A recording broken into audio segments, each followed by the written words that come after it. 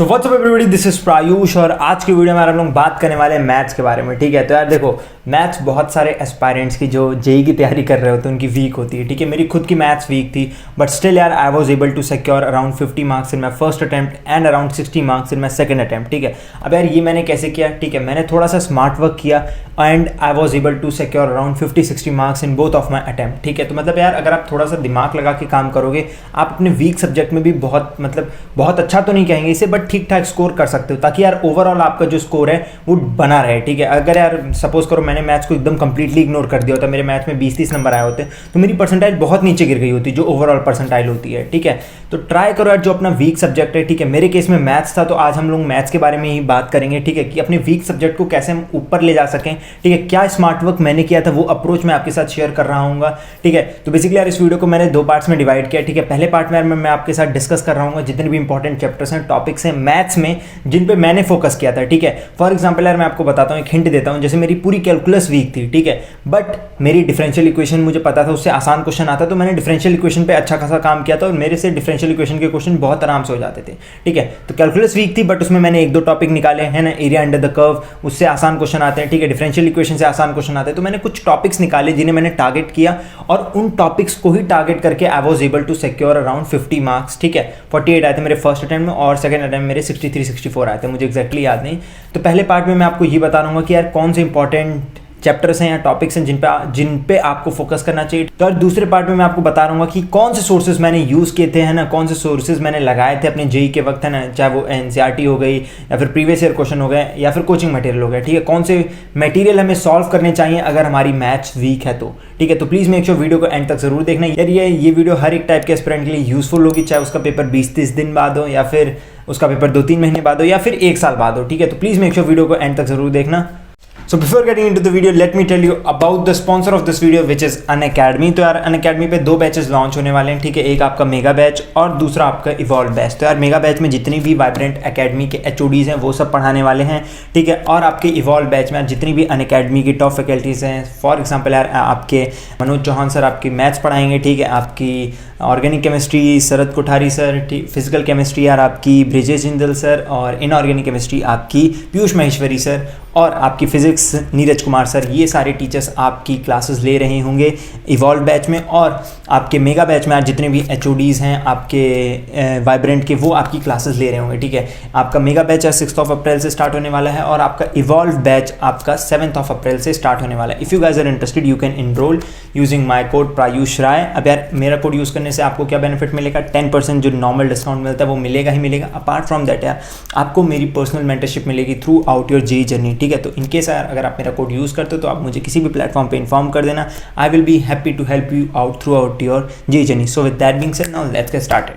तो देखो, जो पहला पार्ट ऑफ वीडियो है यार उसमें हम लोग बात करेंगे सारे इंपॉर्टेंट टॉपिक्स की। तो मैंने प्रॉपर एक लिस्ट बना रखी, जितने भी इंपॉर्टेंट टॉपिक्स हैं उन सबकी मैंने इंपॉर्टेंट चैप्टर्स और टॉपिक्स की लिस्ट बना रखी है। ठीक है, तो ये लिस्ट आपको कहाँ पे मिल जाएगी? मेरे टेलीग्राम चैनल पे मिल जाएगी। मैं लिंक उसके डिस्क्रिप्शन में डालूंगा, तो आप वहाँ से जाकर डाउनलोड भी कर सकते हो इस पूरी PDF फाइल को।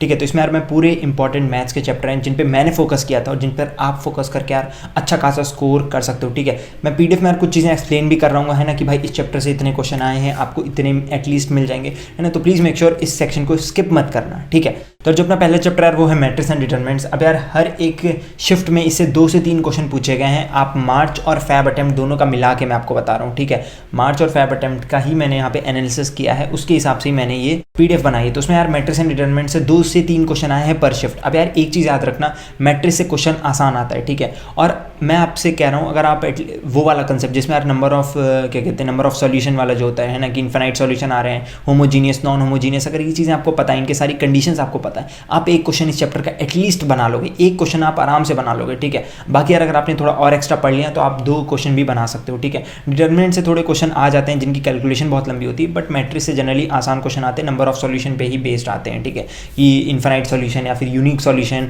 ये इस टाइप के क्वेश्चन आते हैं अपने मैट्रिसेस से, है ना, ये एक फिक्स्ड क्वेश्चन आता ही आता है। तो अगर आपने उस टाइप के क्वेश्चन प्रैक्टिस कर रखे हैं, एक बार आप प्रीवियस ईयर देखोगे ना, आपको आइडिया लग जाएगा। तो अगर आपने उस टाइप के क्वेश्चन कर रखे हैं, आप तुरंत निकाल लोगे, ठीक है। आते हैं यार अपने अगले चैप्टर पे, वेक्टर्स प्लस 3D। अब यार इन दोनों चैप्टर्स को मिला के लगभग हमारे 3 से 4 क्वेश्चन आते हैं। बट क्या भैया सारे आसान होते हैं? नहीं भाई, सारे क्वेश्चन आसान नहीं होते, ठीक है। वेक्टर्स के क्वेश्चन यार जनरली थोड़ी मैनिपुलेशन आपको करनी पड़ती है, बट 3D के क्वेश्चन यार फॉर्मुला बेस्ड आ जाते हैं, ठीक है। थोड़ी कैलकुलेशन लंबी करवा देते हैं वो लोग, बट फॉर्मुला बेस्ड की भाई फुट ऑफ परपेंडिकुलर के पॉइंट्स फाइंड कर लो, या फिर इमेज के पॉइंट फाइंड कर लो अबाउट दिस प्लेन, ठीक है। तो मतलब आसान क्वेश्चन आते हैं अगर आपने सारे फॉर्मुला रट लेना 3D के, जितनी भी फॉर्म्स होती हैं, पोलर फॉर्म, वेक्टर फॉर्म, ये सारी चीज़ें अगर आपको पता है, तो आप 3D के एटलीस्ट इन 3-4 में से 2 क्वेश्चन तो आप कर ही लोगे, ठीक है। 3D के क्वेश्चन तो हो जाएंगे आपसे, ठीक है। तो आपने मैट्रिक्स एंड डिटरमिनेंट से एक क्वेश्चन कर लिया, वेक्टर एंड 3D से आपने दोनों चैप्टर से 3-4 क्वेश्चन आ रहे हैं, उसमें से 2 क्वेश्चन आप कर लोगे अगर आप 3D को भी अच्छे से करके चाहते हो, ठीक है। वेक्टर्स की आपको बेसिक नॉलेज होनी चाहिए, आपका 3D हो जाएगा, ठीक है। आपको बस थोड़ी फील आनी चाहिए,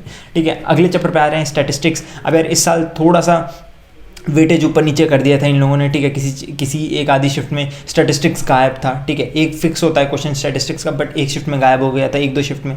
तो ऐसी चीज़ें हो सकती हैं, बट यार हम इसका ये मतलब थोड़ी ना लड्डू को छोड़ देंगे, ठीक है। लड्डू जैसे क्वेश्चन आते हैं भाई, इससे बस थोड़ी सी कैलकुलेशन खिंचवा देते हैं वो लोग, ठीक है। कैलकुलेशन आपसे थोड़ी लंबी करवा देंगे, ठीक है। यार एक चीज़ याद रखना, अगर क्वेश्चन आसान आता है ना मैथ्स में, तो थोड़ा कैलकुलेटिव हो जाता है, ठीक है। तो स्टैटिस्टिक्स से एक क्वेश्चन अपना आता ही आता है, ठीक है। अगर किस्मत खराब हो गई तो आपकी शिफ्ट में नहीं आएगा, बट जनरली क्वेश्चन आता ही आता है, ठीक है। मैथमेटिकल रीजनिंग से भी एक क्वेश्चन आता है। इस साल हुई थी कुछ शिफ्ट जिसमें यार क्वेश्चन गायब कर दिया था उन्होंने, बट मान के चलो यार एक क्वेश्चन आएगा ही आएगा, ठीक है। आगे चलते हैं यार सीक्वेंस एंड सीरीज। अगर आप बेसिक नॉलेज लेके जाते हो, एपी जीपी सारे फॉर्मुलाज आपको पता है, ठीक है। nth टर्म निकालनी आती है आपको, एपी जीपी एचपी इन सब की, तो आप आराम से क्वेश्चन कर लेते हैं, ठीक है। कभी कभार आ जाते हैं डिफिकल्ट क्वेश्चन, बट जनरली इससे ईजी टू मॉडरेट लेवल के ही क्वेश्चन आते हैं, ठीक है, और हो जाते हैं, डुएबल क्वेश्चन होते हैं, ठीक है। आते हैं अगले चैप्टर पे यार डिफरेंशियल कैलकुलस। अब यार मैंने आपको जैसे स्टार्टिंग में बताया था कि मेरी पूरी कैलकुलस वीक थी, ठीक है। मुझे ऐसा नहीं था इंटीग्रेशन एकदम नहीं आती थी यार, बेसिक्स तो पता ही थी इंटीग्रेशन के, सारे फॉर्मुलाज पता थे, हर चीज़ पता थी, बट मेरे से इंडेफिनेट इंटीग्रेशन, डेफिनेट के तो चलो हो भी जाते थे कभी कभी थोड़ा सा उसमें प्रॉपर्टीज लगा के, बट इंडेफिनेट इंटीग्रेशन के क्वेश्चन करना थोड़ा मेरे लिए मुझसे नहीं होते थे जनरली, ठीक है। बट स्टिल यार मैं डिफरेंशियल कैलकुलस के क्वेश्चंस कर लेता था, क्योंकि यार उसमें यार 3-4 फॉर्म होती है, variable separable form, linear differential equation, इस टाइप की चीज़ें अगर आपको पता है कि इस फॉर्म के क्वेश्चन को मुझे कैसे करना है, तो आप डिफरेंशियल कैलकुलस के क्वेश्चन कर लोगे, ठीक है। ज़्यादा कठिन नहीं आते, मतलब आपको अगर फॉर्म आती है और आपको अप्रोच पता है कि भाई इस फॉर्म में मुझे ये अप्रोच लगानी है, तो आप कर लोगे क्वेश्चन, ठीक है। आगे चलते हैं स्ट्रेट लाइन प्लस सर्कल। यार हर शिफ्ट में लगभग 2 क्वेश्चन आ रहे हैं, ठीक है। अब यार स्ट्रेट लाइन से तो जनरली इजी क्वेश्चन ही आते हैं, बट कभी कभी हो जाता है कि कठिन दे देते हैं वो, but generally easy to moderate level के क्वेश्चन आते हैं स्ट्रेट लाइन। मतलब 2 क्वेश्चन अगर इन दोनों चैप्टर से मिला के आ रहे हैं, तो आप एटलीस्ट एक क्वेश्चन तो कर ही लोगे, ठीक है। स्ट्रेट लाइन प्लस सर्कल आपको सारे फॉर्मुलेस पता होने चाहिए, ठीक है। टेंजेंट की इक्वेशन फाइंड करनी आनी चाहिए, अगर पॉइंट इनसाइड दे रखा है, पॉइंट ऑन द लाइन दे रखा है, या फिर पॉइंट बाहर दे रखा है, तो आपको पता होनी चाहिए भाई कौन से केसेस में हमें कौन सी इक्वेशन लगानी है। मतलब पूरा आपको रटे हुए होने चाहिए सारे फॉर्मुले, A to Z जितने फॉर्मुले होते हैं इसके, और कॉनिक सेक्शन के भी, है ना। कॉनिक सेक्शन से ऑल्दो इस बार क्वेश्चन कम आए थे, but straight line plus circle से अच्छे खासे क्वेश्चन आए थे। तो यार फॉर्मुलेस तो आपको हर एक चैप्टर के आपको पता ही होने चाहिए, ठीक है। ये तो एक बेसिक नेसेसिटी है ही, है ना। अब ऐसा थोड़ी ना ट्रिग्नोमेट्री से क्वेश्चन नहीं आ रहा तो आप उसके सारे फॉर्मुलेस छोड़ के चले जाओगे, ऐसा नहीं, क्योंकि यार वो बहुत जगह यूज होगा। ट्रिग्नोमेट्री के फॉर्मुलेज हैं, इनवर्स ट्रिग्नोमेट्री के फॉर्मुलेज हैं, इंटीग्रेशन के फॉर्मुलेज हैं, डिफरेंशिएशन के फॉर्मुलेज हैं, ये सारी तो बेसिक, ये तो बिल्डिंग ब्लॉक्स होते हैं मैथ्स के, ये बताने की जरूरत नहीं, ये सारी चीज़ें आपको पता होनी चाहिए, ठीक है। आगे आते हैं एप्लीकेशन ऑफ डेरिवेटिव। तो यार इसमें मैक्सिमम मिनिमम आपसे फाइंड करवा लेगा, या फिर नॉर्मल टेंजेंट की इक्वेशन फाइंड करा लेगा, ठीक है। तो ये सारी बेसिक चीज़ें हो जाती हैं। 1 से 2 क्वेश्चन आए हैं पर शिफ्ट में, आप एक क्वेश्चन तो कर लोगे, ठीक है। एक क्वेश्चन आएगा वो कर लोगे, एटलीस्ट एक क्वेश्चन तो आप कर ही लोगे, ठीक है। अब आते हैं यार अपने functions plus sets plus sets and relation, basic maths यार आपकी जो लॉग वॉग स्टार्टिंग में जो थोड़ी बहुत चीज़ें कराई जाती है, रेशियो प्रोपोर्शन, उनसे related question, plus heights and distances, इन सारे टॉपिक्स को मिला दो, सारे आसान है, ठीक है। सारे, ऐसा नहीं कोई इनमें से कठिन है, इन सबको मिला दूँ। हाइट्स एंड डिस्टेंसेस से यार आपके 10th लेवल के क्वेश्चन आते हैं। सिमिलैरिटी के अगर आपको कंसेप्ट आते हैं थोड़ा बहुत ऊपर नीचे करके, है ना, साइन और कोसाइन वाले रूल्स आपको पता है, तो आप बड़े आराम से इसके क्वेश्चन निकाल सकते हो, ठीक है। 2 से 3 आपके क्वेश्चन आते हैं इन सारे टॉपिक्स को मिला के, और आप, मैं कह रहा हूँ अगर आपको चीज़ें बेसिक भी पता है ना, तो आप एक क्वेश्चन तो एटलीस्ट कर ही लोगे, 1-2 क्वेश्चन तो आप एटलीस्ट करके ही आओगे, ठीक है। आते हैं अगला आता है यार अपना quadratic equation plus binomial. Overall ये दोनों चैप्टर बहुत बड़े हैं, ठीक है, बहुत बड़े हैं, बट मैं नहीं कह रहा आप हर एक चीज़ करो, ज़रूरी नहीं आप हर एक चीज़ करो, आप बस यार बेसिक फॉर्मूला क्वाड्रेटिक इक्वेशन के और बेसिक फॉर्मूलाज बाइनोमियल की, भाई nth टर्म का क्या फॉर्मूला होता है, ठीक है, आपकी ग्रेटेस्ट कोफिशिएंट कैसे फाइंड करते हैं, जितनी भी उसमें सारी कंडीशन होती है, जितने भी सारे फॉर्मूलाज होते हैं, अगर वो भी आप इन दोनों चैप्टर्स के पता करके जा रहे हो, 2-3 क्वेश्चन आ रहे हैं उसमें से यार आप एक क्वेश्चन तो एटलीस्ट करके आओगे, ठीक है।